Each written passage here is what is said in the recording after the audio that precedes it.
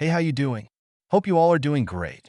As you've seen in the thumbnail, in this video, we're going to see what if Naruto got into harem with Ace Wallenstein. This is part 2. And before getting into video, I request you to check the author of this fanfic and show some love and support. Name of the story is A Kitsune in the Dungeon by The Fallen One 2012. Do check it out. All details in description.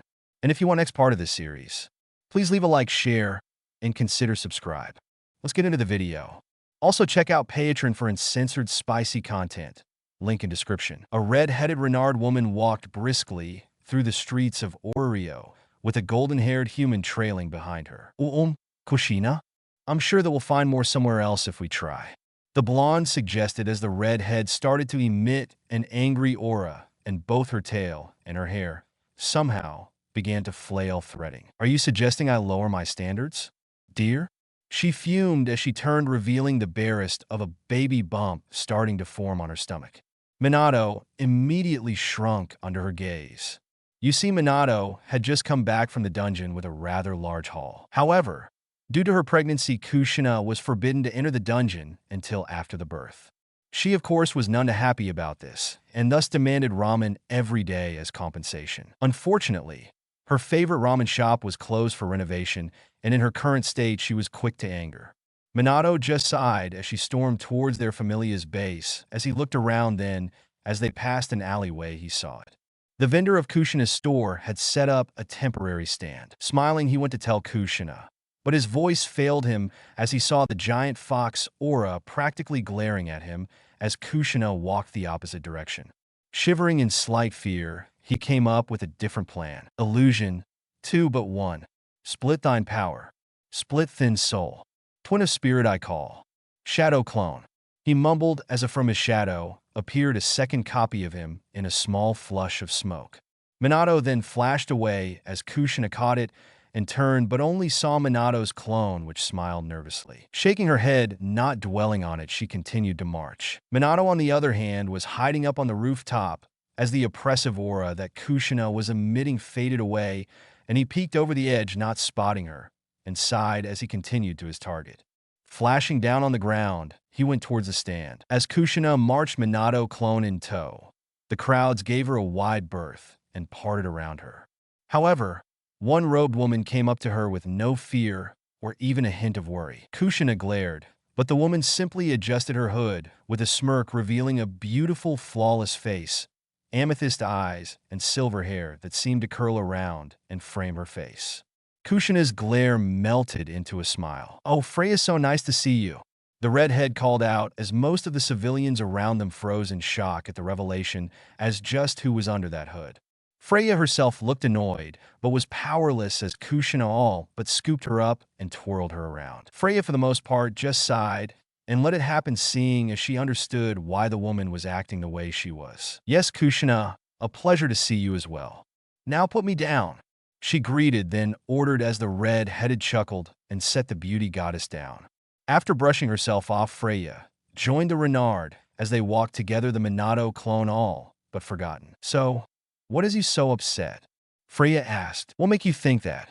The grumpy tone coming back as the red aura returned ever so slightly. "Call it an educated guess," was the goddess's simple reply as Kushina simple pouted. The goddess then turned her attention down as she tilted her head to better view the baby bump forming on her. She smiled gently, though nobody would know she had always wanted a child of her own. Sure, she had children in her familia that would give life and limb for her. It wasn't the same. She wanted a being she could truly call hers, something she could hold and caress and watch grow. But it was impossible. A goddess could not bear children, nor could a god. To her, it had always been one of the greatest curses of immortality. "You want to touch it?" Freya was brought out of her thoughts when Kushina caught her staring. The goddess of beauty blushed, though quickly hid it. "Certainly not. It would be unbecoming," she muttered, and Kushina just grinned and grabbed the goddess's hands and forced them on her stomach, and everything went white for Freya. She suddenly found herself in a black space, and in front of her a bright white light that began to slowly expand out. As the light expanded, she could make out the faintest of shadows walked towards her. As it approached, it began to separate until she could see 7 people in front of her. 2 of the shadow people walked forward, and the shadows seemed to meld off their forms. She saw a man with wild blonde hair and bright blue sapphire eyes and the most adorable whisker marks on his face. He had golden fox ears and a tail, and a wide grin set on his face. Then there was the person on his right, who he held close to him. Freya nearly shed tears at what she saw. It was her. She was dressed in a long toga-like robe with hair let loose over her shoulders as it was kept together at the bottom with simple black band. But that wasn't what nearly brought her to tears. It was the very large bulge in her stomach, the obvious sign of pregnancy, and the man had his left arm on top of her stomach with her own hand over his. This was impossible. It couldn't be real, and yet somewhere in her soul something was screaming at her that it was. That this was what awaited her. And as quickly as the image appeared, she found herself back in the street, Kushina grinning at her. And for a moment, Freya saw the man from her vision, and she looked down at Kushina's baby bump, and her eyes widened. Taking her hands back, she backed away from Kushina. "I am sorry, but I must be off," she said, and hastily left, passing Minato, who had already switched, came back and dispelled his clone. "Is she all right?" he asked, walking up to his wife, hands behind his back. "I think so. More importantly, where did you go?" she asked as Minato chuckled nervously. He should have known he could sneak away from his wife that easily. He then pulled the takeout box from behind his back, and Kushina's eyes widened. "I knew I kept you around for a reason." Kushina all but cheered as she took the ramen with kiss. "Yes, lucky me." And Minato meant that. Present day, the wagon driver had the horses draw the wagon across the rocky terrain carefully as Naruto sat beside him, looking down on his map. "Sir, I don't mean to pry, but we are veering quite off course," he said as Naruto nodded. "I know. It's that caravan we ran into. It wasn't right. You saw the victims, right?" The driver nodded as Ino poked her head into the front to listen to Naruto, even though she had already heard his theory. "Very tragic," the driver stated. "Of course, but something was off. They were dressed in rather poor clothing. It was worn and faded from constant usage. While that itself isn't strange, it was the wagon which was odd. It was difficult to tell due to the damage the monsters dished out, but the wagon was of very high quality and practically brand new." The driver nodded. "Okay, but I still don't understand your suspicion." "It's because of the fact that the wagon was undoubtedly very expensive with gold and silver joints and carvings. Based on how the victims were dressed in and what they had on their person, we can safely guess that it wasn't their wagon." "So, you think it was stolen?" the driver asked, and Naruto shook his head. "No, I think it was taken for an escape. The supplies on the wagon were of food and water only. No spices or fabrics, nothing of real value, and the food wasn't the best quality, and quite a bit of it was damaged from what I could tell before the monster attack. The wagon held some scuff marks and burns along rear and the wheels themselves. With all that, while it is just a hunch, I think those guys took the wagon to escape something." "But what?" And Naruto folded the map and placed it in his satchel bag. "We're going to find out," he said as the wagon continued forward. After about 2 hours, they found a well-worn path, and Naruto could make out the barest indents from where the caravan wagon had gone off-road. Directing the driver to the left, they followed the path for about 30 more minutes. It wasn't long before they began to see smoke rising into the sky, and Naruto stood as he saw a village in ruins with smoldering houses and a fine layer of ash peppering the surrounding area and trees with gray flecks. "What in the name of the gods happened here?" the driver asked in slight horror as he slowed the horses to a stop. "I don't know," Naruto answered as he hopped off the wagon, Ino following him. "Naruto?" Ino asked as he looked over the village. "You stay here," he said, pointing to the driver, who was more than happy to oblige. "Ino me, and you're going to go down there and look for survivors and try to figure out what happened." Ino nodded as the two ran towards the village. Once there, they split up to cover more ground, and Naruto went about examining the houses and the surrounding ground. Wiping away some of the ash from the ground, he unveiled the dried mud-caked earth below. He saw footprints, dozens of them, showing signs of panic with how clustered they are and the space between the strides, so it was a good guess that they were running. However, the fact that the mud kept the prints' forms and even dried showed that this fire was happening during some form of storm, meaning that it must have been one hell of a blaze if it was able to dry mud in rain. He then went to inspect the houses, though they were mostly damaged from fire. There was one house that caught his attention. It was burnt like the rest, but it did posse some strange damage to it. For one thing, One side of the house looked as if something extremely large had rammed right into it, creating a trench in the ground and debris. However, he could also tell from the indentions in the wreckage that whatever plowed into the house jumped from it as well. "Naruto!" Ino called out, bringing the blonde out of his musing, and he ran over to where he heard the blonde call him. Thanks to his nose, it didn't take long to find her, as she was currently clearing wreckage from a fallen house. Acting quickly, he began to help her lift wooden beams and other debris from the house. "What is it?" he asked while lifting a large piece of stone. "There's a girl in there, I just heard her," she claimed, moving another piece of wood, and it revealed a tanned feminine arm under the wood.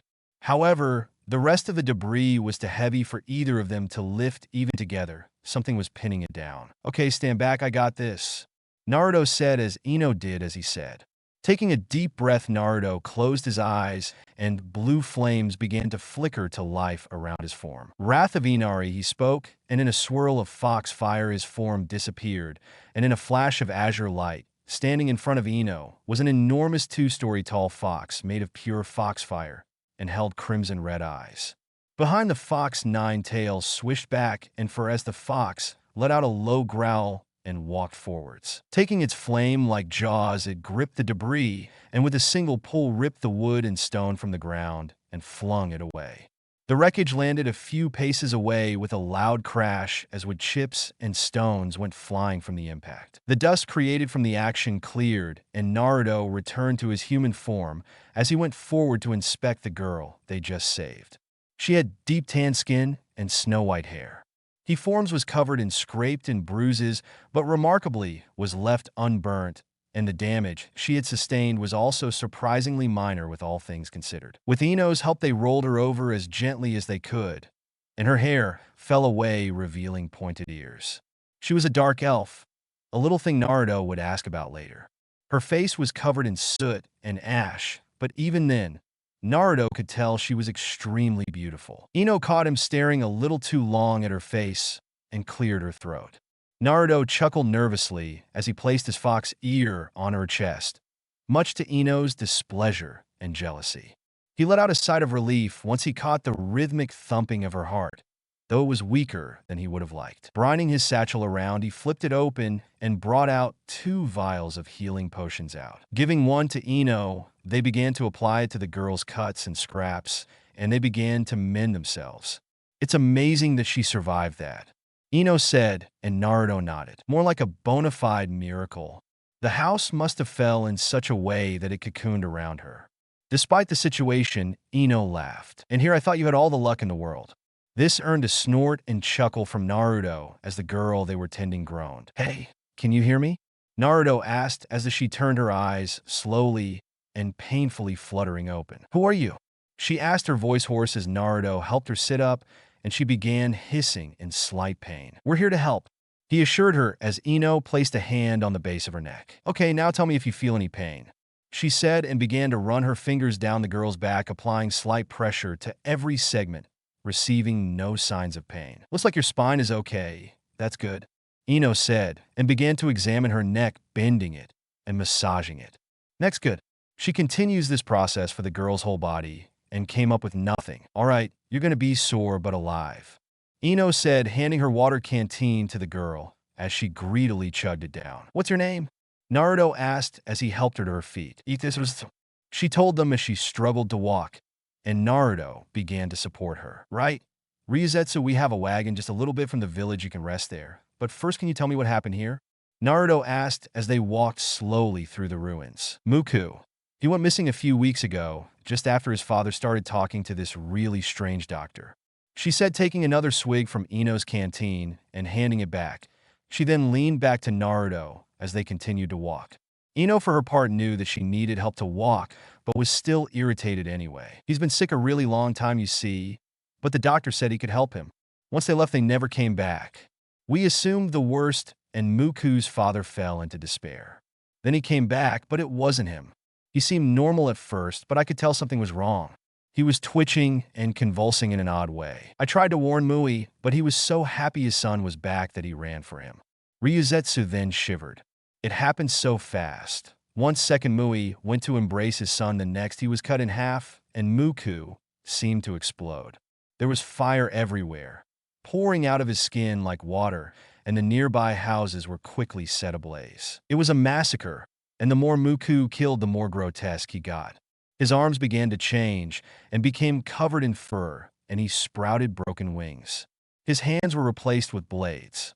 He tore through here like a firestorm. She recalled as Naruto took another look around and could make out what appeared to be sword marks on some of the wood. Ryozetsu, where are the bodies? Ino asked. If this Muku did change and go on a rampage, then there should be more bodies.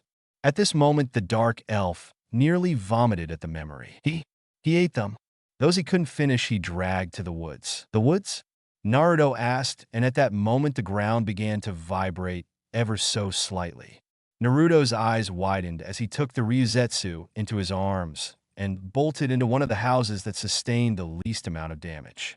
Ino followed quickly, and they ducked under a window. Soon the vibration became so violent that even the girls could feel it, and with a stampede of thunder, dozens of deer like monsters began to charge through the village out of the surrounding forests. It was a herd of sword tags that trampled through the ruined city. Setting Ryozetsu down, he peered over the window sill as the sword tags continued their stampede.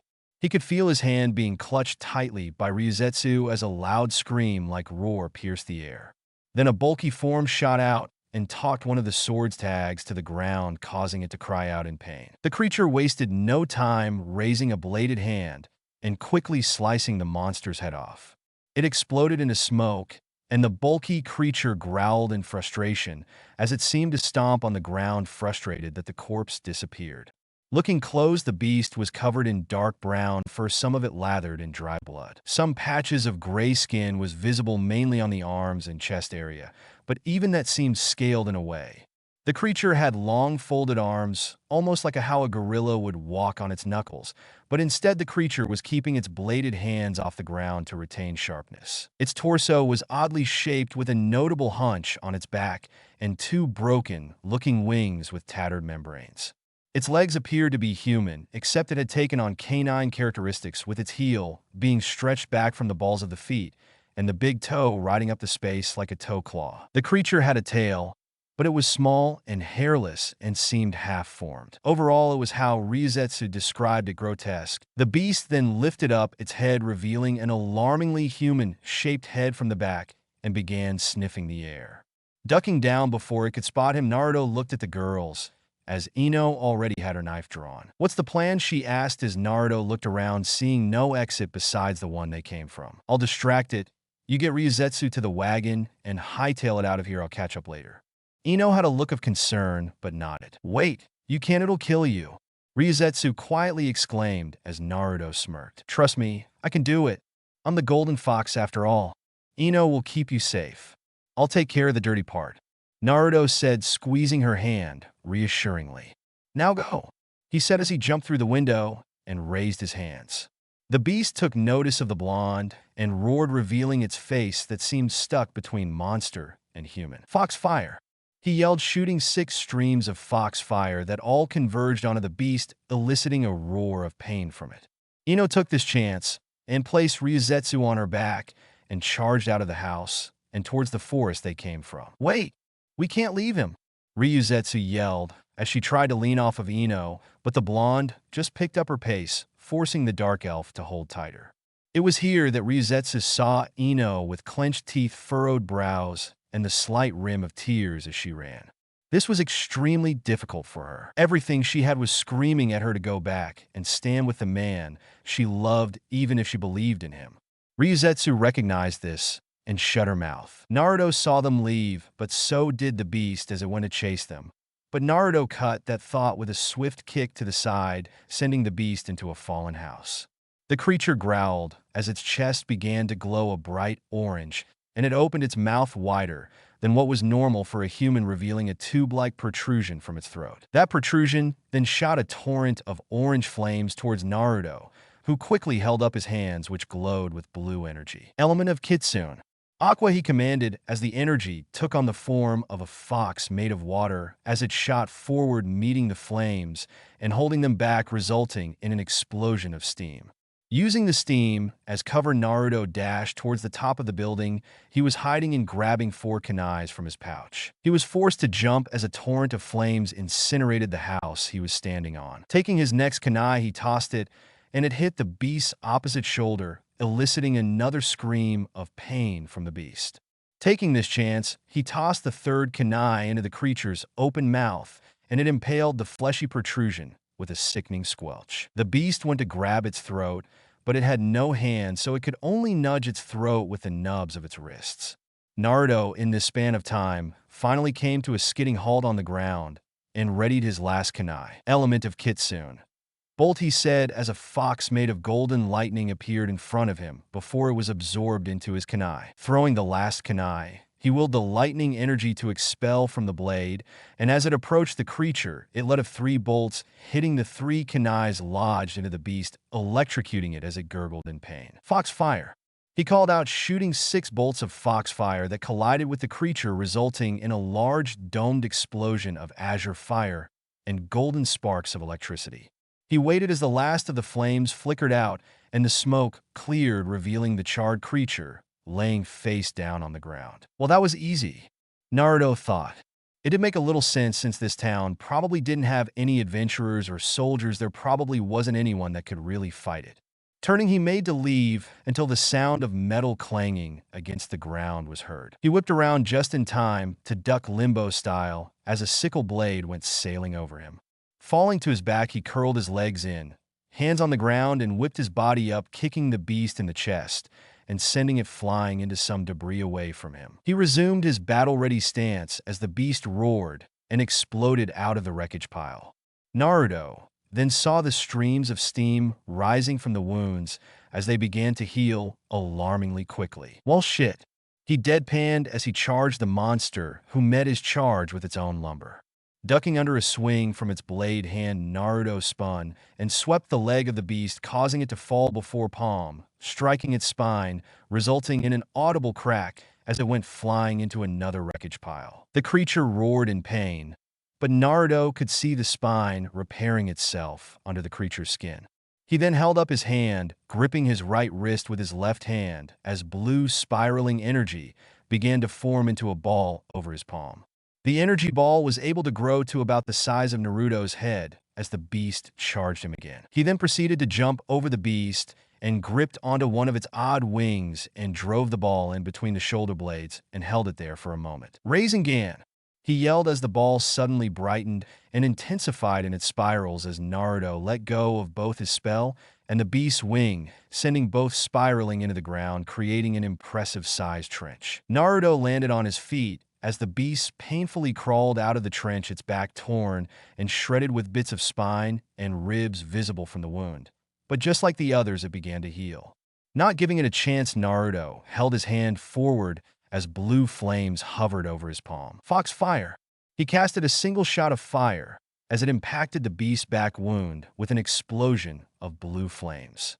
When the fire and smoke cleared, the beast's entire back was blown off, showing a charred and bleeding open wound with all of its internal bones and organs out for the world to see. Then Naruto saw it, the creature's heart.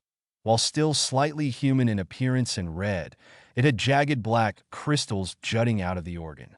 The crystals seemed to pulse much like a dungeon monster's, but this one seemed to grow as steam began to rise from the beast's wounds again. Oh!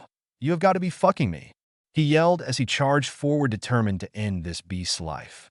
As he charged, the crystals in the beast's heart glowed as the wings on the back healed quicker than the rest and morphed into black tendrils. They shot out as Naruto went to roll, but one of the tendrils sliced his side, sending a jolt of pain through his body, and something immediately fell off as the cut went numb. Poison. His abnormal resistance ability should have blocked it.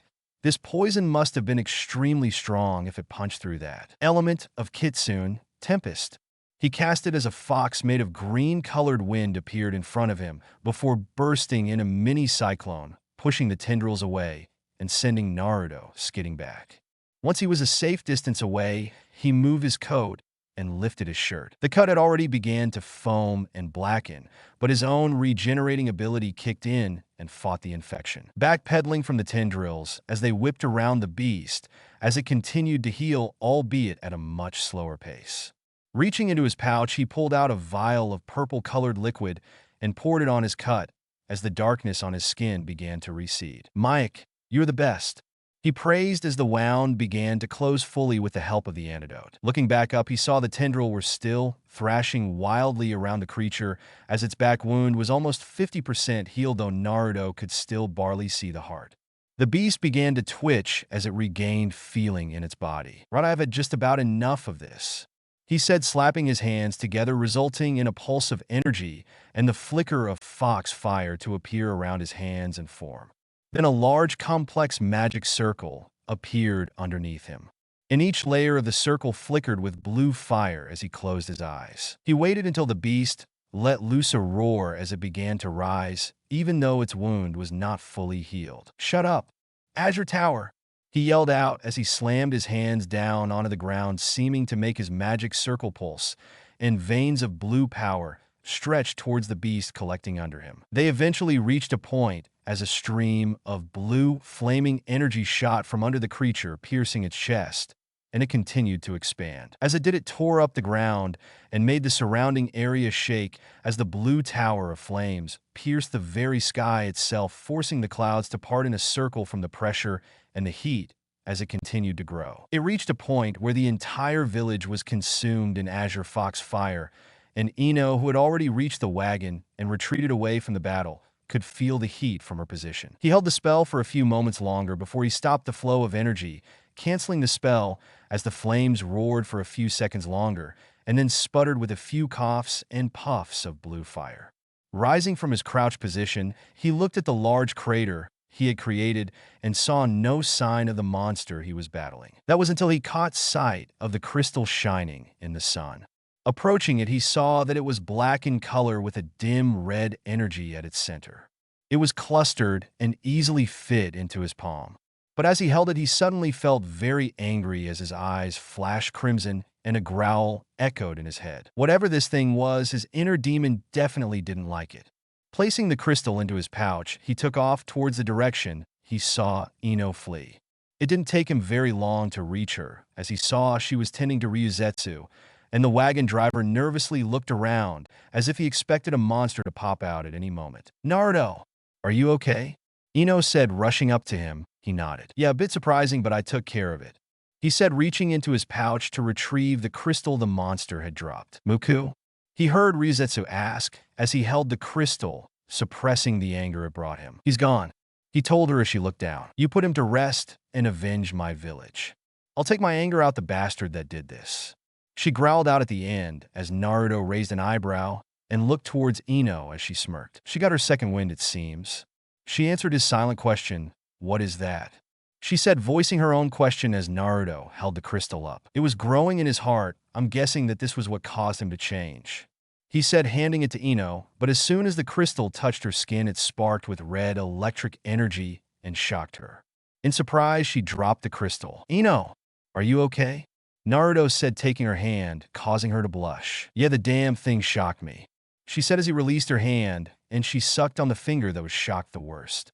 Looking down at the pulsating crystal, he bent down and tenderly poked at it, but nothing happened. He then scooped it up and rolled it around his hand, not feeling anything besides its slightly warm surface. "Weird," he said as Ino huffed and went to the wagon. "So, what's the plan now?" she asked as he followed her onto the wagon and climbed in, sitting down with Ryuzetsu on his left, Ino on his left, as he examined the crystal. "What do you mean?" Ryuzetsu asked as she looked at her two saviors. "Well, we were on a mission. This was Detour," Ino explained as Naruto nodded. "We'll finish the mission. It'd be dumb to turn back now, since we're already over halfway there. We'll continue until nightfall, set up camp, and then make the last stretch and find these ruins. Sound good?" he asked as Ino smiled and mock saluted. "Yes, sir." This caused him to laugh, and even Ryuzetsu cracked a smile. Back at Crater, a hooded figure walked in the depths of the large crater just recently made in the ground as a shifty Chianthrope looked around nervously. "It seems you were correct, Yutter. The hooded figure addressed the now named Chynthrope as he allowed the barest of smiles to cross his face at the rare praise. "He is growing far stronger than what I ever could have imagined," he said in an almost blissful tone, though it sounded wrong to hear. "But master, your experiment," he said as the hooded figure waved the concern off. "No consequence. I knew from the moment the crystal began to form in the subject's heart that he was lost to the monster within. He, however, did serve as a nice testing ground for dear Naruto. How did you know they were heading this way?" The hooded figure had not planned this confrontation, but upon the news that the blonde Renard was heading this way, he made sure that he would make his way towards this village. It was fairly easy to lead those bugbears into those fleeing villagers. "Are the ruins of any significance?" the hooded figure asked, and Yutter shook his head. "I checked my sources. The ruins are bare, with nothing of note. Perhaps you just wanted to get him out of the city?" he offered, but the hooded figure sighed. "It matters not. Go return to Orio. It would pose to greater risk of discovery if you were to pursue him further in the open like this," he ordered, and the Chynthrope disappeared into the forest. The hooded figure took one last look at the crater and began to chuckle. The chuckle evolved into a cackle, then into a full-blow laugh of madness. "Marvelous! Just marvelous!" he screamed out, his laugh echoing across the empty space that was once a village. Naruto walked along streets of Orio, a grumpy frown firmly set upon his face. He trudged, the hood of his cloak pulled up as he held a blanket over paper bags filled with fresh produce. Next to him was Seer with a wide smile on her face, being able to easily hold up a raincoat. Naruto, however, had to constantly wipe his face from the constant barrage of rain pelting his face. "I'm sure you will, though it is 20-18. Currently in my favor," she said happily as they turned the corner. Seer had just recently won their latest round of poker that they occasionally played at times. Naruto had some form of beyond god-like luck that people were sure that he had some rare skill for it. When it was revealed that he didn't have any such skill, people began a rumor that his luck was so great that it couldn't be contained within a skill. Seer was pure skill, reading her opponents like an open book. Besides Naruto, she has never lost a single match of poker. Shaking his head, they continued on their way to Mia's pub. That was until they ran into a fallen elf. She was dressed in a red scarf, pulled to make a mask around her face, along with a plain white shirt covered in scuffs and dirt and soggy from the rain, and simple brown pants. Though she did have a katana sword caked in dried blood lying next to her. Seer acted instantly and rushed forward to the fallen elf's side, raising her up. The elf cracked open her eyes, seeing the worried faces peering down at her. "Are you okay?" Seer asked with a gentle smile. They went to speak, but all that came out was a hoarse gasp as she fell into a coughing fit, and Naruto saw why. What was left of an arrow was sticking out of her rib cage. It wasn't too deep, but it most likely grazed her lung. Dropping the items, he scooped her up. "Naruto?" Seer asked, alarmed by his sudden actions. "She's hurt. We need to get her somewhere safe," he said, quickly dashing off, Seer barely trailing behind her. Naruto moved swiftly, but as gently as he could, as to not aggravate the wound and any other she might have had. He ran straight for the hostess of fertility, seeing as it was the closest, and based on the fact that she was wounded with an adventurer's arrow, he could guess she probably didn't want to be in the spotlight right now. Reaching the entrance, he blasted through the door, sending them flying off their hinges and slightly splintering in two directions. "Oi, what in the hell do you think you're doing?" Mamma Mia asked as she angrily crushed the tankard she was holding. Her anger waned slightly, seeing the wounded elf girl in his arms. The dwarf woman recognized the golden hair, having caught sight of this particular elf before. Pushing that aside, she came out from behind her bar. "Bring her upstairs," she ordered, and the blonde Renard obeyed, rushing upstairs, Seer entering the pub, having caught up with Naruto. "Come on, Seer. He's going to need all the help he can get," she said, and Seer followed with a nod.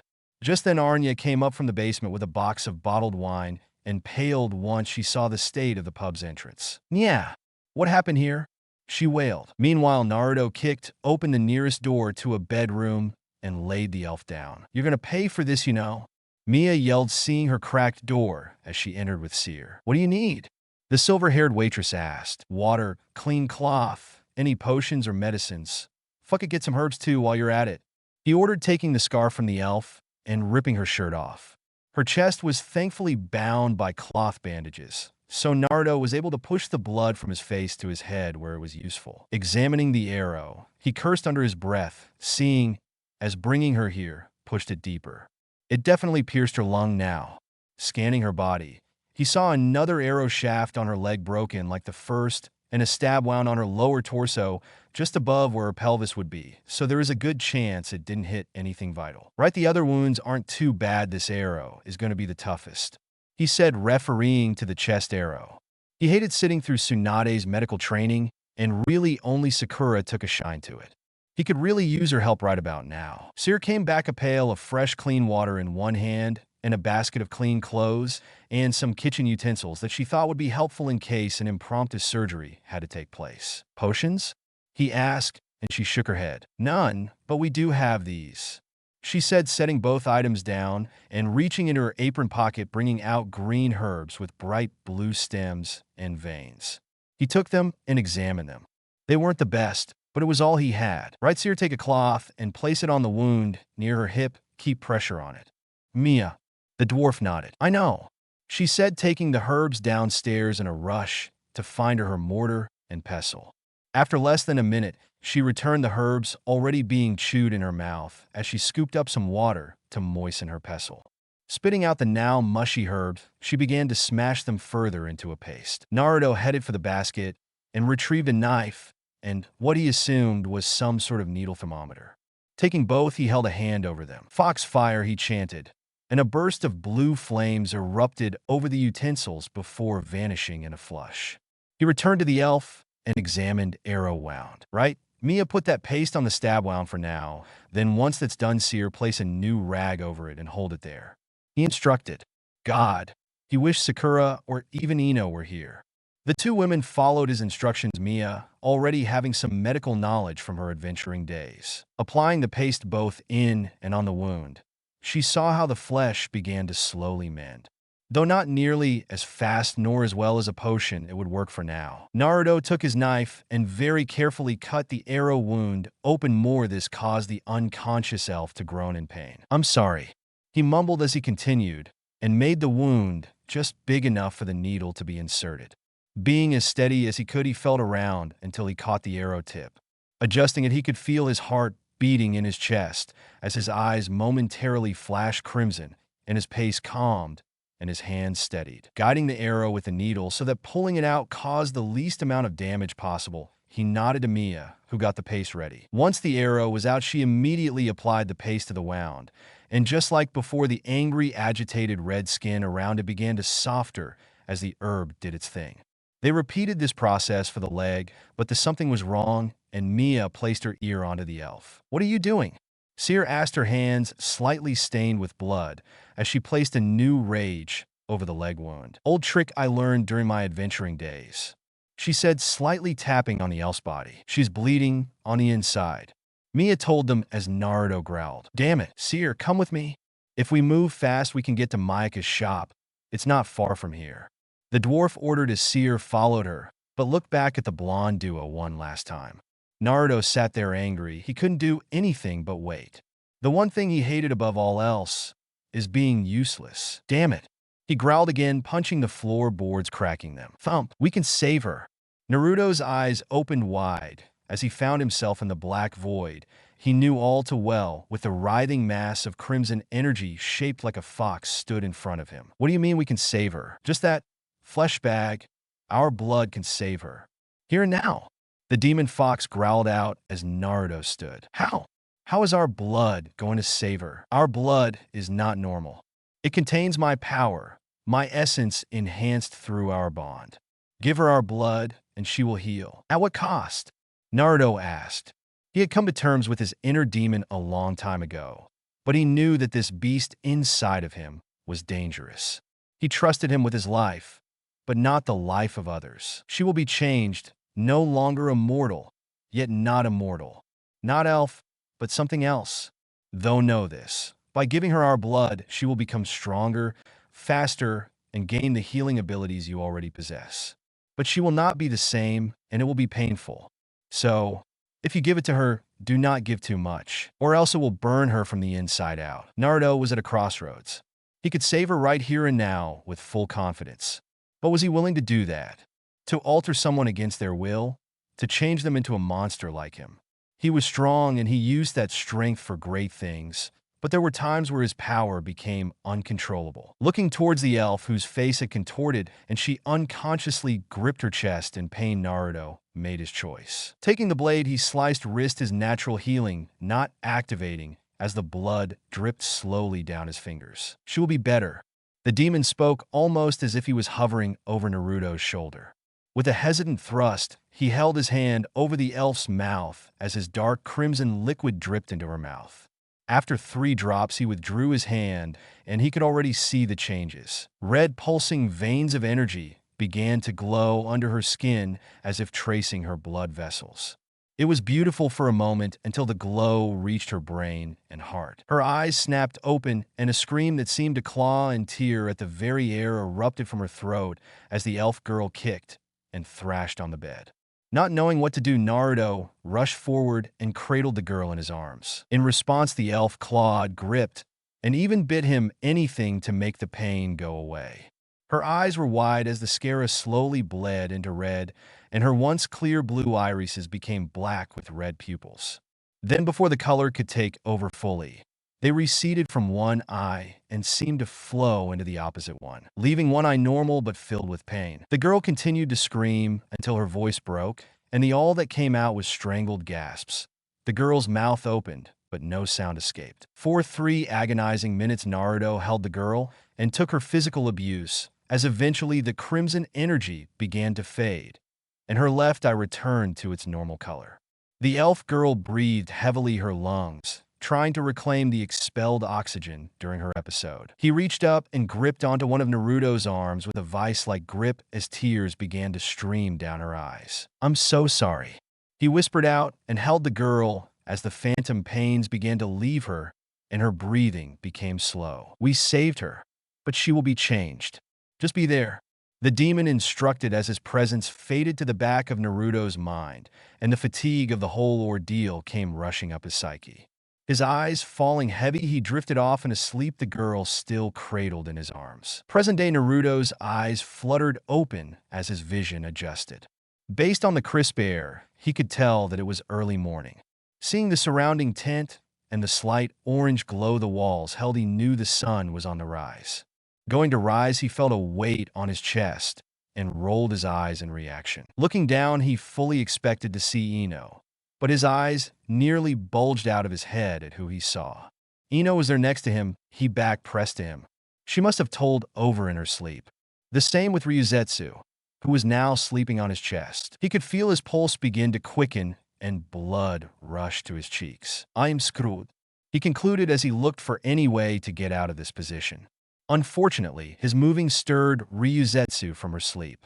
Blinking, she looked down, seeming confused, until she trailed her eyes up and her gaze met Naruto's. In her groggy state, she hadn't fully realized just where she was located as she reached up and began to caress Naruto's face. "You've not my pai wow," she stated in an almost drunken manner. "Okodim so dead."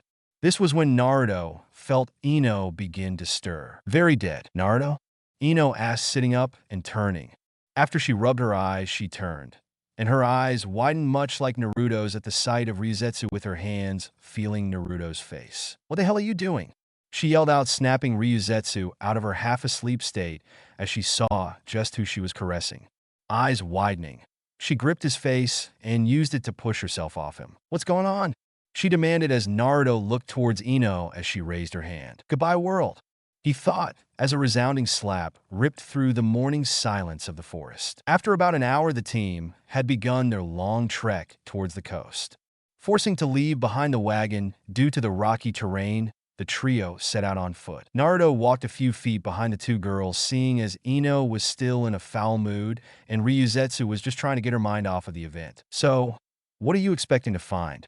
Ryuzetsu asked as Ino shrugged. "Beats me. The details were scribbled on the back of the map we were given. Apparently, the ruins are unreachable by the scholars. There are also reports that the area is infested by strange monsters." This caught Ryuzetsu's attention. "Strange how?"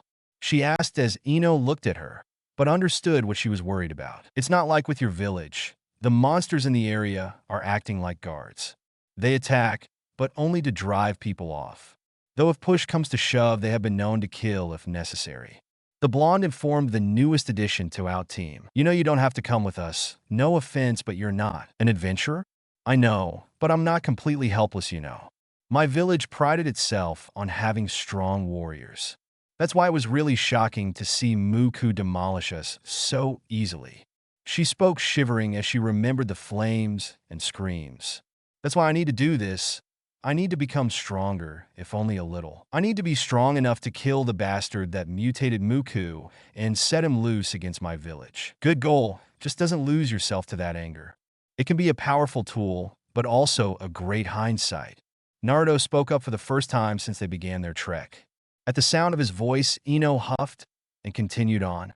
Naruto shrunk down with a depressed cloud hanging over him. Ryuzetsu looked between the two and couldn't help feeling slightly guilty.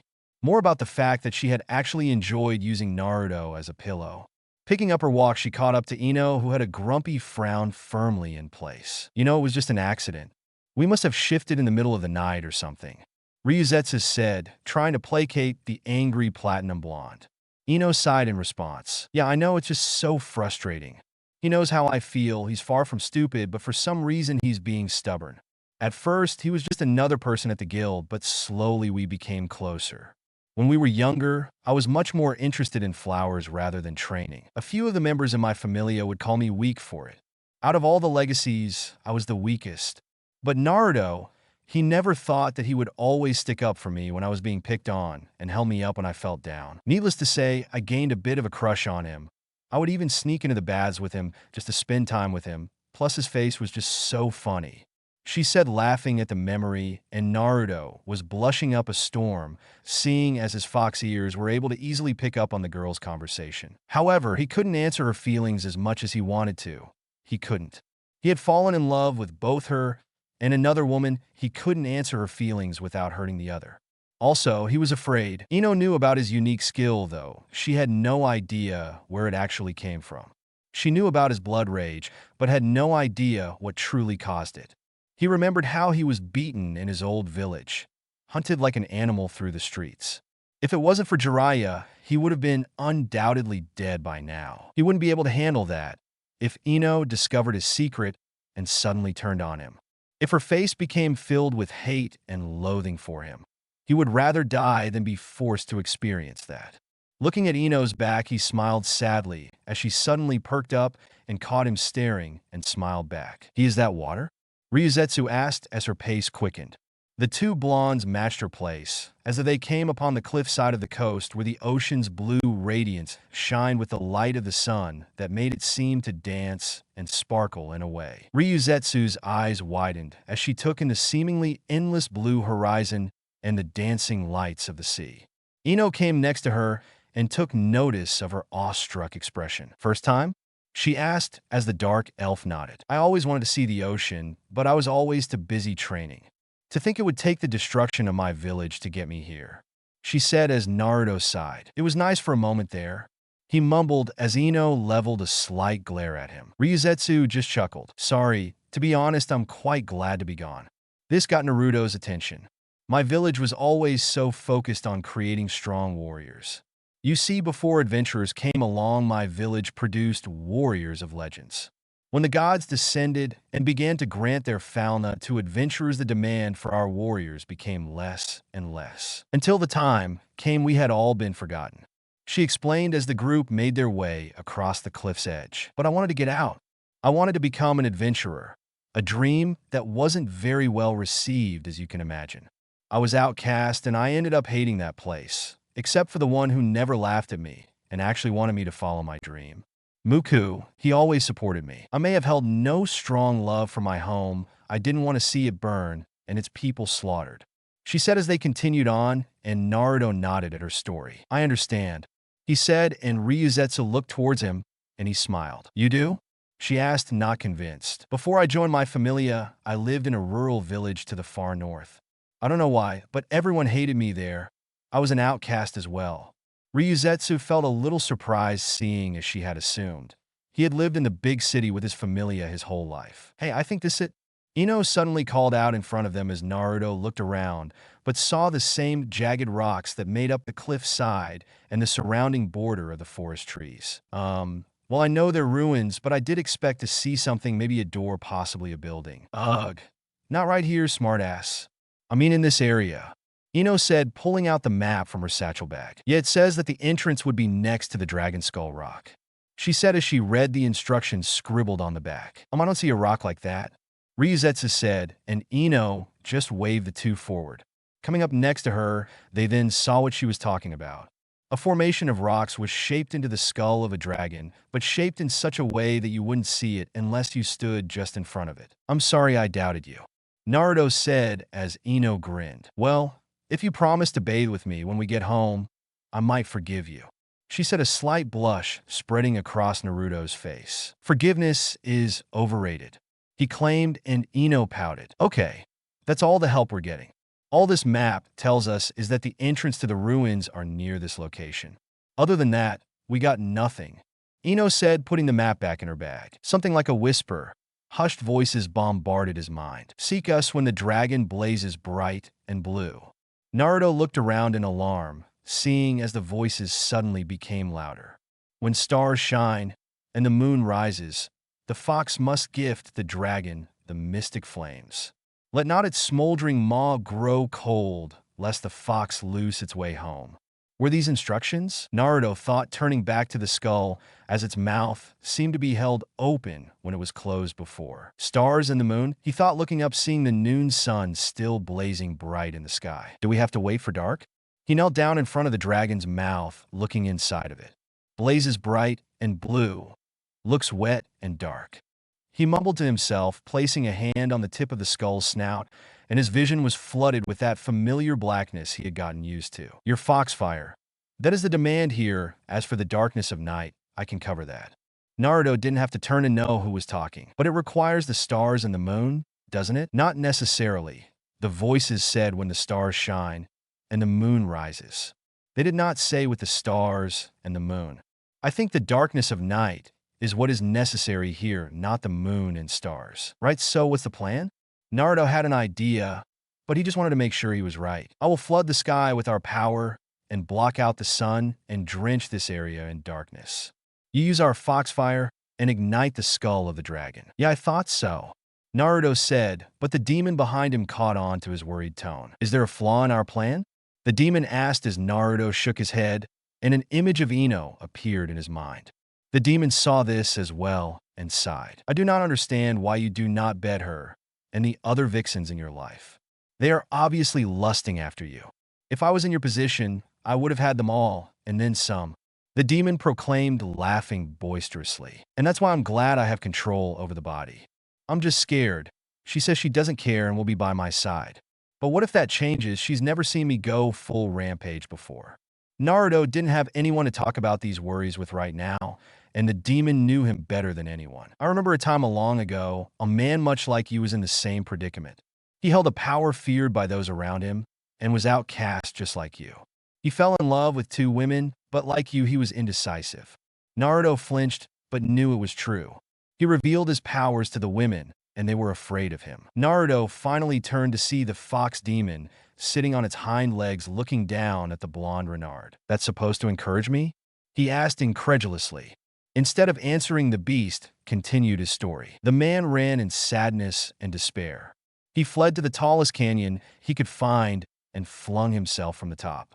However, before he could even fall a foot, he was caught. The 2 loves of his life had come to his side and rescued him. They then proceeded to reprimand him for running away and beat him for trying to kill himself. Quite amusing. The demon chuckled at the memory. So, you see, if the man had simply had faith in his mates, he would have avoided much unwarranted heartache. But they were afraid of him. Yes, at first, it is a natural reaction to something frightening. Though they love him all the same. Now are you going to continue to mope? The demon asked as Naruto smiled. Guess not, besides moping for too long is bothersome. That's the way.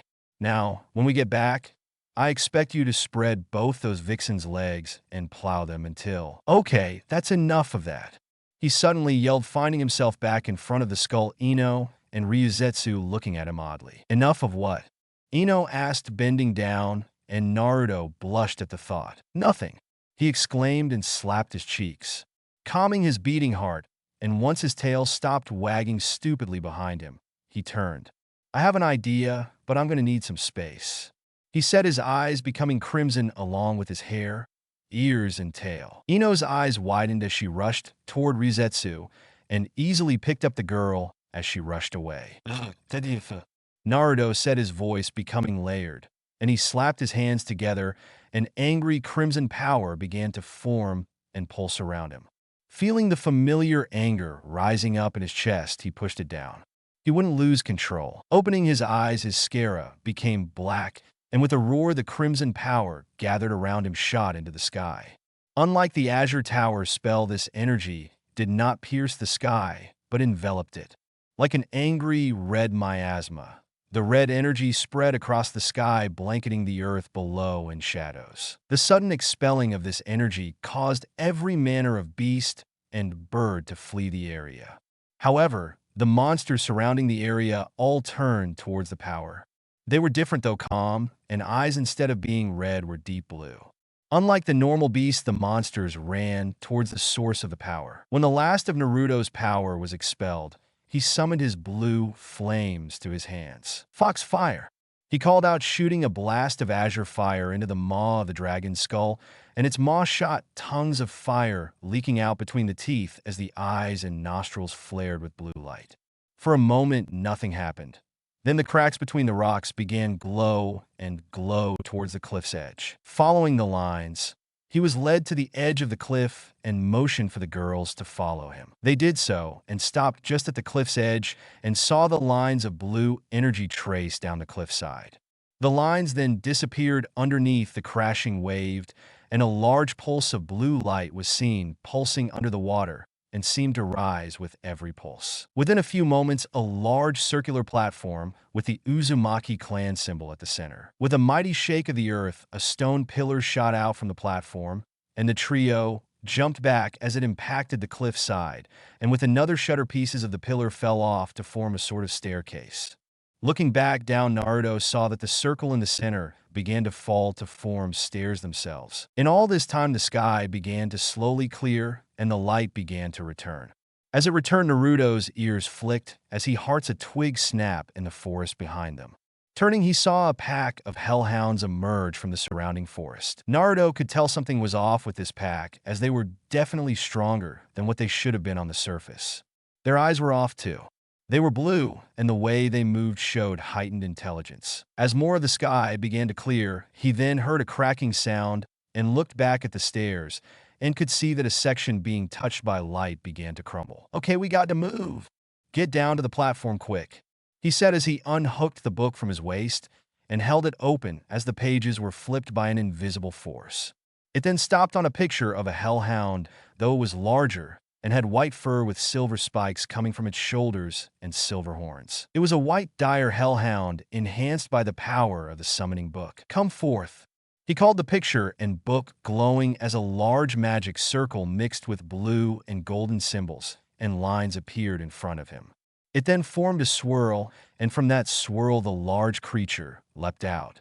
Its form towered over the hellhounds as it raised its head and easily stood as large, or even larger than a house. Its white fur shined in the few rays of light that began to pierce through his miasma. Its horns and spikes dazzling dangerously in the sun's light. "Go! Hold them back!" he ordered, and the dire hound roared and charged.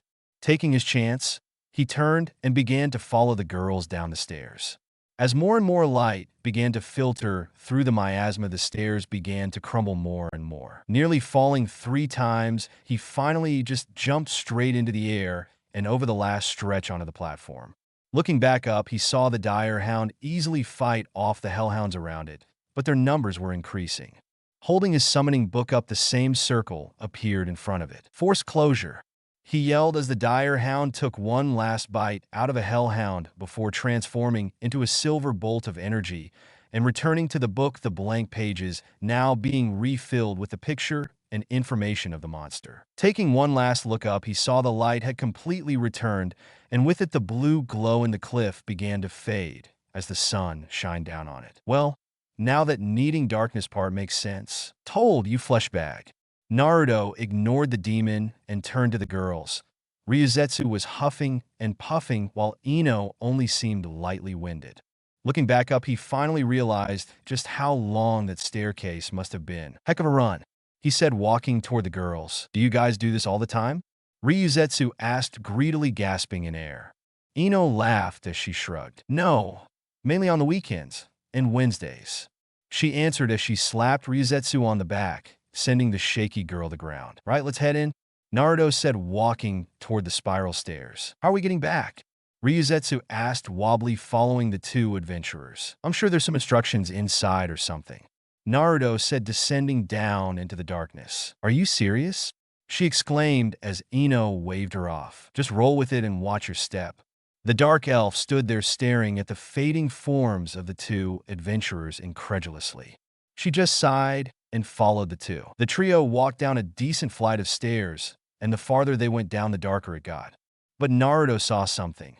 The rock began to almost fade as it became a transparent, smooth gem-like surface that you could see through.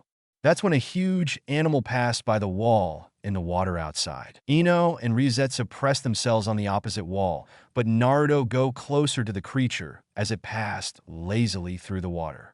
He pressed his forehead against the smooth surface, and his fox ears could pick up on the soft ringing calls the animal sent out. It's a whale.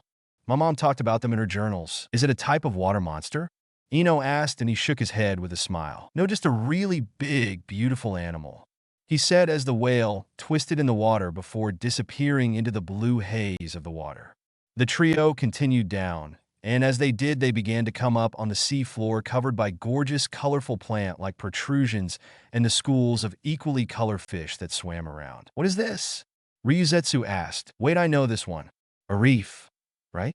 Ino said as Naruto nodded. A coral reef, though it's hard to find one this brilliant anywhere near the surface, he said as the staircase ended at a tunnel made out of the same clear surface as the stairs. As they walked down, all manner of fish and other aquatic species. Hey, what's that? Ryuzetsu asked as a kite-shaped creature swam above them. That is a stingray. I think my mom called that one a spotted eagle ray, he said as two more of the same species of rays swam over them, almost flying through the water. How does your mom know about this stuff? Ryuzetsu asked. She was taught by her grandmother. It's just the basic Uzumaki knowledge. Apparently, my clan used to live in a village on an island, so they spent a lot of time learning about the marine life living with them. You belong to a clan? Yep, the proud clan of the Uzumaki, world-class battle mages, he proclaimed. So, what's your mom like? Ryuzetsu and Naruto faltered ever so slightly. Ino saw this and places a hand on his shoulder, giving it a reassuring squeeze. I don't know. She left me journals to pass on the Uzumaki knowledge. Pretty much the only books I liked to read were her journals, he said with a sad smile. Sorry. It's fine. I made my peace with it. Besides, it's not like I don't have anything of hers, he told her as the tunnel ended and opened up into a large cavern held up by large crystal pillars. Looking up, Naruto was slightly disappointed at not seeing more of the ocean. Turning his attention down, he walked towards the large pair of twin doors at the end. The trio walked down the cavern, and as they passed the pillars, they suddenly lit up each time they passed one. Okay, that's pretty cool, Ino said as another pillar lit up as they passed it. Now that they were right in front of the doors, Naruto could make out more details. The door itself was made of some dark, practically black glass like crystal. Along the door were silver engravings like streams of fire mixed with leaves and vines. On the door were also carved symbols that formed lines and circles on the door. In the middle were two silver foxes circling each other and seemed like they were keeping the doors shut. All right, how do we get in? Ino asked as they stopped in front of the door and Naruto inspected the markings on the door. I don't know, Naruto said. The symbols looked familiar. Let those who wield the mystic fire pass through these doors and know that they are home. Present your flame. Honestly, fleshbag, you're making us look bad. Wait, you can read this? Naruto thought as he heard the demon in his head. Of course I can. I was around when this language was being developed. Now present your fire. The guardians should recognize the flames and allow you passage. Okay, I think I have an idea, Naruto said, approaching the doors. Holding out his hand, he summoned some flickers of blue fire appeared on his palm. Foxfire, he chanted, and an orb of flames appeared over his palm. As the blue glow reached the door, the symbols began to glow, and the foxes began to move, shocking the two girls. With a metallic creak, the foxes seemed to melt from the door and stared at Naruto, eyes flashing red for a moment as they focused on his flame. Then the eyes flashed blue, and the two foxes moved from their position, and on opposite doors the silver flames and vines moving to accommodate them. "Welcome home, brother Uzumaki," a voice called out, echoing across the cavern as the doors began to open, and the trio was blinded by the light. "You know, when you tell your mates about me, I better get credit for all times I've helped you." Naruto put his request to the back of his mind as he walked forward into whatever waited beyond that door. Ryuzetsu found herself walking through the forest that surrounded her village. Usually no one was allowed out here due to the recent increase in monster activity in the area.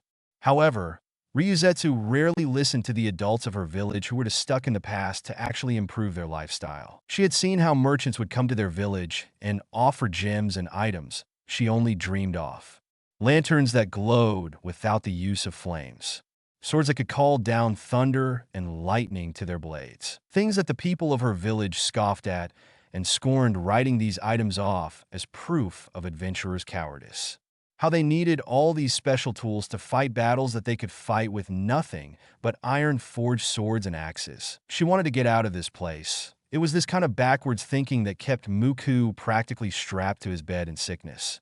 After all of the amazing tools and equipment she had seen from the places outside her village, she was sure that somewhere there must have been someone with abilities that could cure him. She felt a special bond with Muku, born out of years of being his attendant in service of his father, the village chief. She tended to him when she wasn't training to become one of the village's warriors. In truth, he was the only one that supported her dream to leave the village, with or without him. She found herself smiling. He was like the supportive older brother she never had. Sure, there were times when she thought he was handsome, but that was just obvious. Looking back on their relationship, he had helped her much more than she did him. She had no family, so learning to read or write fell on her shoulders. Muku helped shoulder some of that burden when he could, and he even gave her advice whenever she needed it. She found herself sighing. Muku was undoubtedly the most important person to her right now, and he was getting worse. There used to be a time where he could at least walk around with a cane, but now he couldn't even leave his bed. His skin had become pale, and his eyes had become hazy. He doesn't talk anymore, even to his father. He just sits there, fading each moment, coming closer to death. However, every time she brought up taking him out of the village to find a healer, she was denied. Mui was open to the idea now, but Muku was too frail to move anywhere without serious damage to his person. The healers of their village had no true way to help him, seeing as they only had skills in tending minor illnesses and physical wounds. They didn't have the skills or knowledge to help him. After a few more minutes of mindless walking, she found herself at the edge of her village's forest. Looking over the plain houses, she just shook her head in disappointment. Making her way into the village, she received many looks of amusement. This was not the amusement or joy at seeing a loved one. This was more along the lines of seeing a clown, something that shouldn't be taken very seriously. Ignoring the looks, Ryuzetsu continued her walk towards the biggest structure in the village. It was a simple log house, but its large size showed its importance. Not needing to really admire the bare house, she entered, finding Mui's large meeting hall, though it was vacant except for two figures. The first was Mui, the leader of this village. Then there was a hooded man whose features were hidden. The only thing she could make out were the pale hands, since they were the only things uncovered on his person. Both figures looked at her, and Mui simply nodded. Ryuzetsu, Muku is in his room. He spoke with finality and bluntness that Ryuzetsu had come to expect from the man. Though I would ask that you pack some clothes for him. This got the young dark elf's attention. Where is he going? She asked. While technically a servant, the one tradition that her village had that she respected was that all people were to be treated as equal regardless of their status in the village. This actually allowed her to speak up and ask questions. This man is a renowned doctor.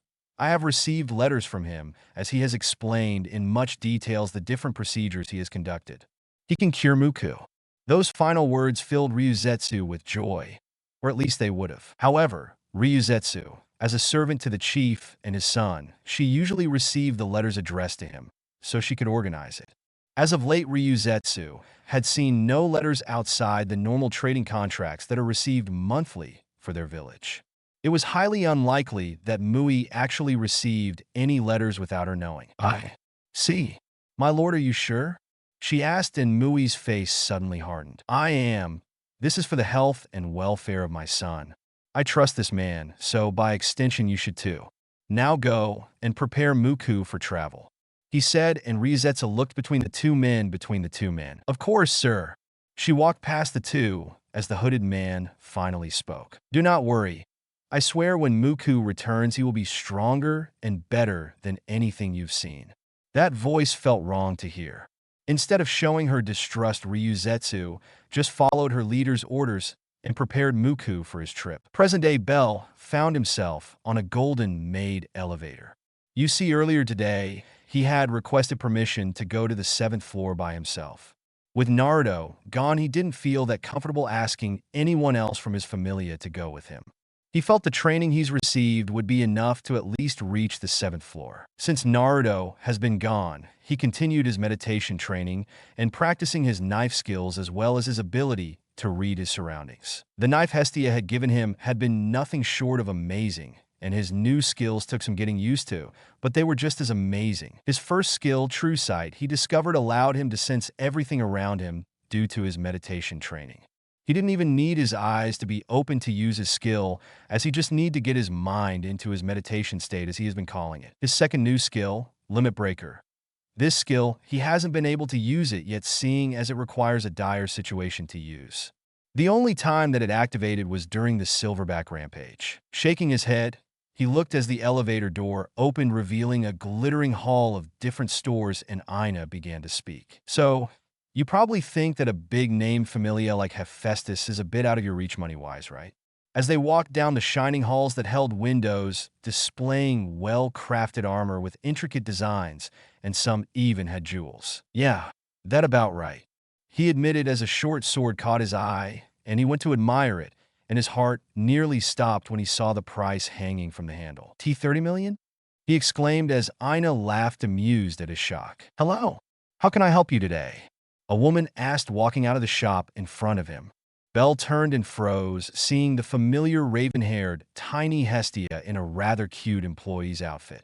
Hestia froze, noticing him, before they both faced each other in surprise. Bell/Goddess?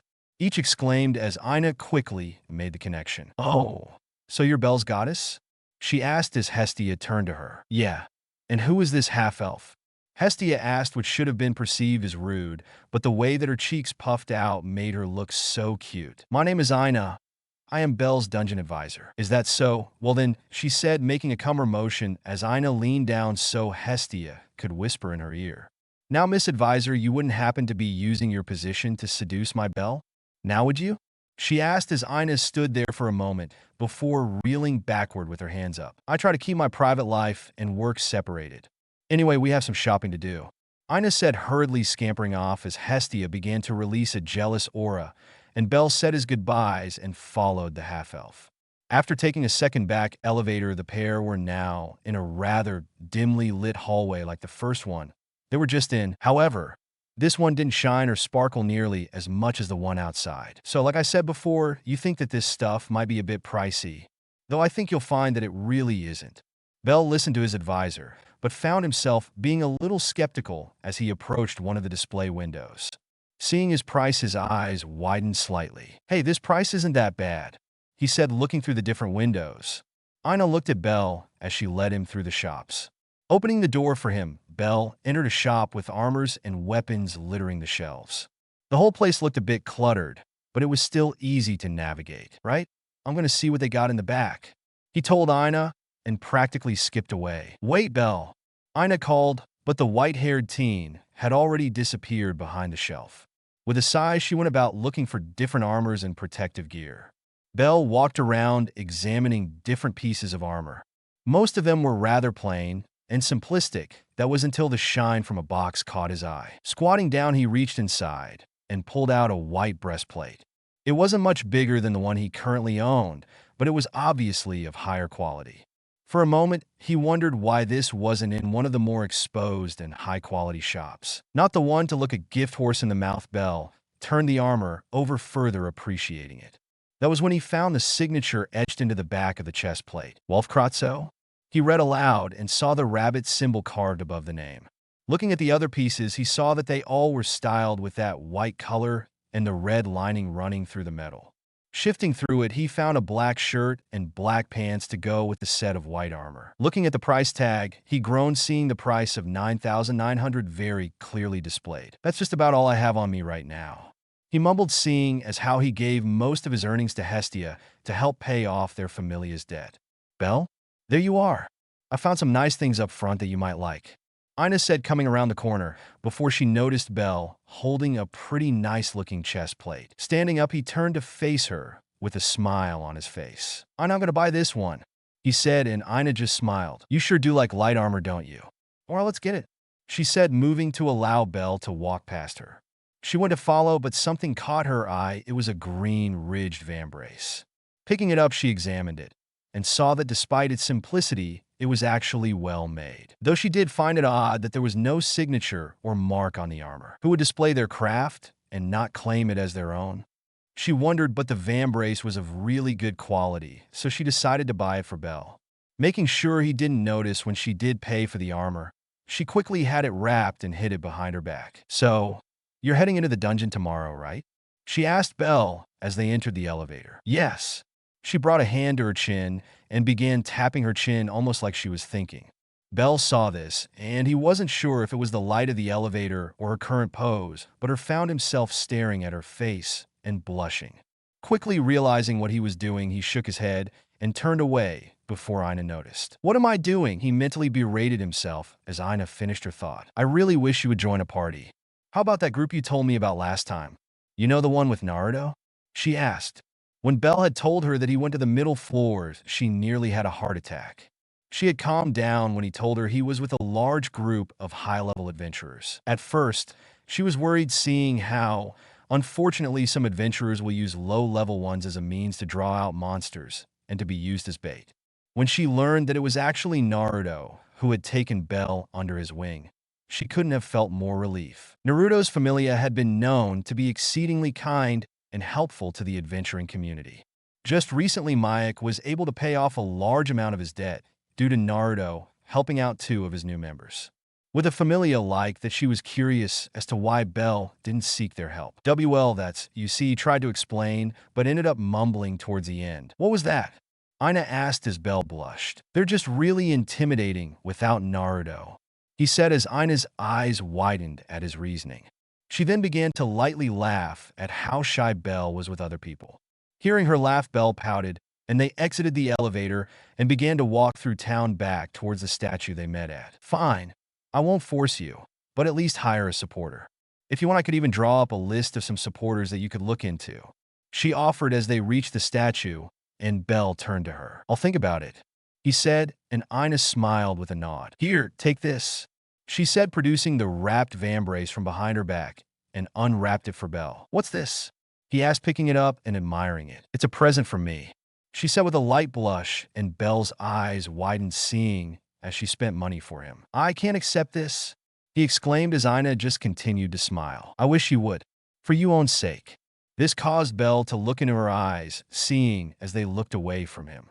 I've known lots of adventurers who went into the dungeon and never came back. I don't want you to disappear, Bell. I want you to always come back. She suddenly giggled. I guess you could say it's really for my sake. Bell looked down at the vambrace, and Ina took this chance to bop him on the nose. Plus, when I saw how hard you've been working, I wanted to do everything I could to help. So take it, please. At this moment, she tilted her head slightly, and the light seemed to shine in her eyes in such a way that it made them sparkle like perfect emeralds, causing Bell to blush. For me? She asked as Bell was taken back, and he could practically feel the blood rushing to his face and away from his brain as his head went fuzzy. Remembering that he needed to respond, he said the first thing he could think of. Pretty. He mumbled it, but Ina caught it, and for a few moments it was silent before both of the pair's faces became slowly red as Bell realized what he just said. Quickly grabbing the vambrace, he bowed. Thank you so much. He all but yelled as he turned and hightailed it away. Ina reached forward as if to grab him, but he was already too far away as she placed her hands on her cheeks, feeling the warmth emanating from them. She then smiled as she stared at Belle's retreating form. "You dork," she said as she turned, seeing a few of the females around her give her a thumb up and nods of approval as she blushed even harder and ran off herself. After running for a bit more, Belle finally came to a slow stop as he began taking the alleyways that would lead him home. "Why did I say that? She probably thinks I'm weird now," he mentally mused as he took a flight of stairs down to a lower alleyway. Then he was suddenly hit in the side, but he managed to stay on his feet with a half spin. Kaya. A female yelp of pain caused Belle to look down and see a small girl with some bruises. He saw that she was probably a prom. Not having a second to waste as he heard what he assumed to be a battle cry as he turned and saw a man with a sword charging towards him, or more accurately the girl on the floor. Quickly drawing his knife, the blade flashed as it felt its owner's hands, the runes flaring to life for a moment and catching the girl's eyes as she saw it effortlessly block the man's blade, even digging into it a bit. Plus, from what she could tell, it didn't even scratch the knife. After a moment of struggle, the man finally withdrew, annoyed that he wasn't able to kill the little prom on the ground. "Who the hell are you? Are you with this girl?" the man demanded, hand still on his sword. "Wah, no, not really," he said with his hands up, hoping to calm the angered man. "Then are you protecting her?" he demanded as Belle thought it was obvious. Who wouldn't protect a person in trouble? Because she's a girl? What kind of dumbass answer is that? The man screamed yet again, putting his sword in front of himself, prepared to fight. "Stop!" a new voice called out, catching both males' attention as they looked up the flight of stairs, seeing a blonde elf at the top. Belle observed her for a moment and saw how she wore the same dress that Seer wore at Mamma Mia's hostess of Fertility Pub. Then he remembered he met her before during Monsterphilia. "You shouldn't be sword fighting in the city. Someone could get hurt." "Who the hell are you? This is none of your business, so why don't—" "Silence," she said, and the man instantly shut up when her left eye flashed red and seemed to glow. "I don't want to get violent." Her eye had started to glow intensely as the man shivered in his spot, as he could have sworn that he saw a dark, looming shadow hover over the girl as she all but burned holes through his spirit with her glare. "I always end up going too far." She finished her threat, being lost on Belle, as he saw nothing out of place with the elf girl, but could sense the tense atmosphere. With a shake, the man quickly sheathed his blade. "Whatever, bitch," he mumbled and all, but ran away as Ryu sighed and came down the stairs to Belle. "Are you all right, Mr. Crannel?" Ryu asked as Belle let out a sigh of relief and sheathed his knife. "Thanks, Ryu really saved me," he said as he remembered the girl he was protecting. "Oh, the girl," he said, turning but finding nothing but an empty alley. Ryu, however, caught the slight movement from behind one of the walls, but decided not to voice her observation. "I guess she got scared?" he thought out loud. "Mr. Crannel." Belle turned to face Ryu. "Try to be more careful. If you got hurt, Seer would be sad," she stated, matter of fact, like as Belle was caught a little by surprise at this declaration. "All right, well, I better get going," she said, adjusting her bags and walking away. "Okay, thank you again," he called out as Ryu just nodded and Belle hurried back home before he could get into any more trouble. The next morning, after putting on his new armor and vambrace, he headed straight for the dungeon. It was a bit foggy, but not enough to obscure his Vysen, and as he walked, he noticed an adventurer walking with a supporter next to her, and it brought him back to what Ina said. "Supporter, huh?" he said to himself as he thought about turning to ask Ina for that list she mentioned. Mister, you with the white hair." A female voice called as Belle realized the voice was calling for him. Turning, he saw a short girl that stood just above his waist. She had an almost comically large bag over her shoulders and was dressed in an ankle-length cloak that was form-fitting around her frame, but he could see that it was meant to separate, so she could still move easy. Her hood was drawn up, but he could see the frayed edges of a red hood underneath the cloak's hood. Hidden under that, he could see curls of brown hair framing the girl's face. Fair skin and bright brown eyes with a hint of hazel in them. "You wouldn't happen to be looking for a supporter, would you?" she asked as Belle recognized her. "Wait, aren't you the girl? Are you confused? It's actually quite simple. A supporter hoping to pick up some of the leftovers from an adventurer is advertising herself." Belle raised an eyebrow at the odd pickup line as he shook his head. "No, aren't you the prom from the other day?" he asked, leaning down to her level as the girl looked confused. "Prom? No, I'm an animal person, she said, pulling her hood back, revealing her triangle dog ears that flicked slightly. A chianthrope, to be precise, she said as Belle looked at her ears and reached up to pet one of them. A chianthrope? Guess you're right, he said, idly rubbing her ear, causing the girl to blush and let out a moan. Mister, she pleaded as Belle realized what he was doing and hastily took his hand back. I am sorry, guess I was mistaken, he said, missing the smile on the girl's face. Taking a seat at the fountain, the pair sat down. My name is Lilaruka, the girl introduced herself as Belle smiled. I'm Belle. So why did you talk to me of all people? He asked. The crowd he was in was rather large. Well, I noticed you were alone, plus you were carrying a backpack, which is very unusual for an adventurer. So I was able to put two and two together, she explained as Belle took a peek at his own bag, understanding how he probably looked. So, how about it? Want to hire me as your supporter? She asked as Belle smiled. Well, I've been thinking about it. Really? Then you can take me on then. I'm so poor right now, I don't know if I have enough to get by. She mumbled the last bit, but Belle still caught it. You also touched my ears earlier too. Having a boy touch something so important to me. You got to take responsibility, right? Belle froze at the reminder and slumped over. Yeah, okay. I hire you for the day then, he told her as the girl lit up with a smile. Yay! She cheered as the two set on towards the dungeon. A few hours later, going through the dungeons with Lily had turned out to be really easy. With her around, Belle had a much easier time fighting the monsters without having to keep track of their magic stones. She was also really good at alerting him to any threats he might have missed while fighting. Taking his earnings and splitting it with Lily, he decided to check in with Ina as Lily went home. A supporter from the Soma Familia, huh? Ina said after listening to Belle's story. Is that bad? He asked, worried. The Soma Familia are an expedition-type familia, though they do sell wine on the side. That much is normal, but all their members seem to be really desperate for cash, she said as Belle simply cocked his head to the side curiously, and Ina shook her head with a smile. Anyway, how was this Lilaruka supporter? Ina asked, and Belle smiled. She was amazing. It's thanks to her I was able to make all of this, he said, holding up a decent-sized bag of Valis. Ina nodded. Well, okay. If you're happy, then I see no reason to disagree. You should probably head home and get some rest. Belle agreed and turned around to leave, and Ina noticed that something very important was missing from Belle's person. Belle, your knife, where is it? Ina asked as Belle's eyes widened, and he reached back the familiar handle he had grown accustomed to missing. Feeling dread wash over his person as his heart began to beat rapidly, he sucked in a quick gasp of air. I dropped it, he screamed, charging out of the guild to retrace his steps, hoping to find the lost blade before it was too late. Meanwhile, in the gnome's trade-in shop, Lilaruka stood in front of the gnome's counter as the spirit examined the black blade she had brought in. After a few seconds of examination, the gnome sighed. 30 Valis, he said simply as Lilaruka was genuinely surprised. What? The edge is dull and can't cut anything, plus the blade itself is dead. It's junk, he said as Lily frustratedly reached up and took the blade back and stormed out. I don't believe this. This knife cut through dozens of monsters without so much as a scratch, and it's only worth 30 damn Valis. She internally raged as she saw a pair of waitresses heading her way.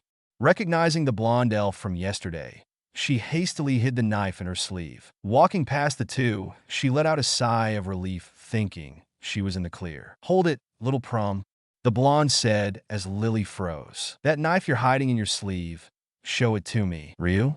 Seer asked, confused as the elf didn't turn, but just continued. It's similar to a friend of ours, and I want to check it. You must be mistaken. This is my blade. Lily lied, her entire form beginning to shake. She wasn't sure what the Ryu did to unnerve that guy, but she really didn't want to find out. You must be mistaken, she said, her voice becoming slightly shaky. Nonsense. I know only one person who has a weapon covered in runes like that, Ryu said, holding up a single Valis. And it's definitely not you, she claimed, flicking the coin at Lily's hand, sending a sting of pain through her arm as she dropped the knife and ran away. Ryu followed quickly, scooping up the knife, and chased Lily through the back alleys, Seer following the two. Darting through the buildings, Lily made a beeline straight for the crowded streets, hoping to loose the elf girl with all the people. Before she could take a step, her view was blocked by black and white as she ran into someone, and they went tumbling towards the ground. Lily? Belle? Lily looked up and saw her white-haired partner. Master Belle?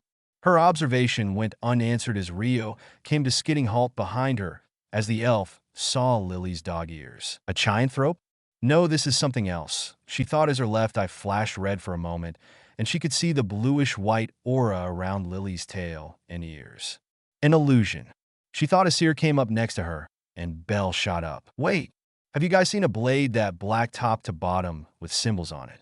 Alos, you mean this? Ryu said, holding up Belle's knife, and Belle lit up like a star. My knife? Yes. He cheered, going forward, meaning to caress his knife, but caressed Ryu's hand instead, causing Seer's mouth to fall open at his actions. Ryu looked away, but wasn't truly flustered, seeing as only one man could gain that type of reaction out of her. Please, Mr. Crannel, you should be doing that with Seer, not me. What are you saying, Ryu? Seer said as Ryu handed Belle's knife back to him. Thank you so much. Goddess, I promise never to drop it again. He said, holding his hand up in a prayer motion. Drop it? Ryu asked as Belle nodded. Yeah, where did you find it? I didn't know Prum had it. Prum? It was here that Seer noticed the slight flinch from Lily and how her ears went droopy. The silver-haired waitress smiled as she leaned down to whisper in the girl's ear. Don't be too much of a brat, okay?